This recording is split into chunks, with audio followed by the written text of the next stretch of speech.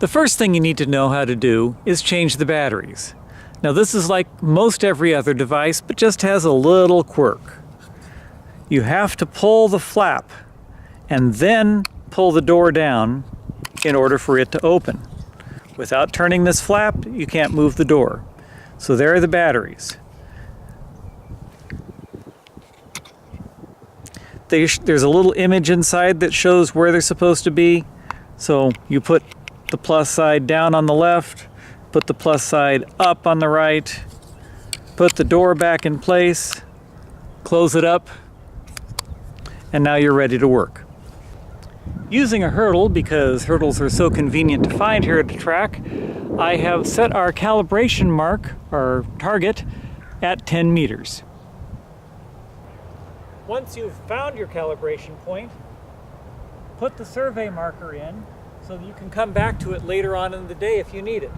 Sometimes the laser forgets the number. When we get the tripod out of the case, let's take the legs out to 1.5 of their length.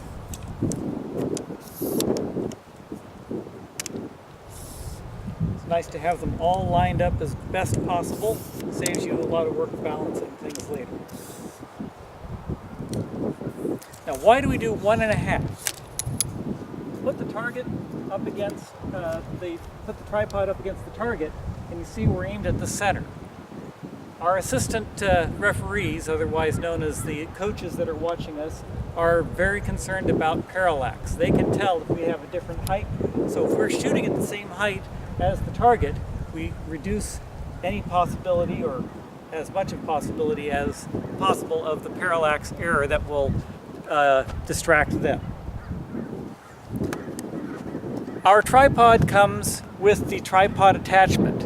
When you're done, put it back into the tripod. It needs to be attached to the laser. So we find the screw on the bottom and we screw it in.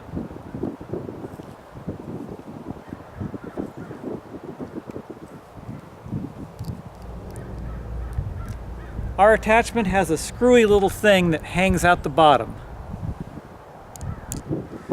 In order to get it to go into the tripod, you have to tilt the tripod on its end so that that little flap stays inside.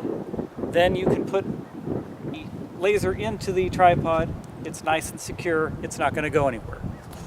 We have a four-legged tripod. You can either be measuring at the front of the ring, in the center of the ring, or the back of the ring. I choose to use the center of the ring because it's less work. We have a fourth leg on our tripod, so we know we are at the center. Step number one is you have to turn the unit on. Push the big red button. This is the security screen. To get past it, push the plus sign down in the bottom right. This takes you to the home screen. Once you're on the home screen, you want to turn on the camera so you can take a measurement. Now you can aim and find your target. If you can't see the target large enough to make sure that you're on the center of the target, the up arrow will let you zoom in. Now we're nearby, we're at the 10-meter mark so that it's easy to see, but if you're doing a javelin throw and they're throwing out 70, 80 meters, that's a long way away, so you're still aiming at a little tiny target. This is as far as it'll zoom in. So we see that we're on the target. Push the red button twice to take a measurement. Now there's our measurement. Can't read it very well, can you? Push the camera button, takes us back to the white background, and there's your measurement still being held on the screen. And it reads 11.218. So we want to have 10 meters. So it's 1.218 too far. We need to correct for that. So how do we do that? And by the way, that's the distance between the center of the ring and the edge of the ring relative to where you're measuring. So push the function button, and then up in the upper left underneath the tool sign, this upper left, that takes you to the tools menu, and push the right hand button twice. That gets you to this symbol on the second page. That's the important one you need to be in. That's your offset. Hit the equal sign to tell it you're talking to it, and there it's reading 0.000. we need to correct for that. You can use the left and right arrows to go to the figure that you're talking to. So we'll go over here to the meters, and up and down to get to the correct number. So I want to go to 1, then I'll go over to the decameters. Now I'll go up twice, 1, 2, go to the centimeters, go up 1 once, and go over to millimeters. And since we want to get to an 8, I'll just go down 2. So you see how it counted from 9 to 8. Now I have it reading the number I want.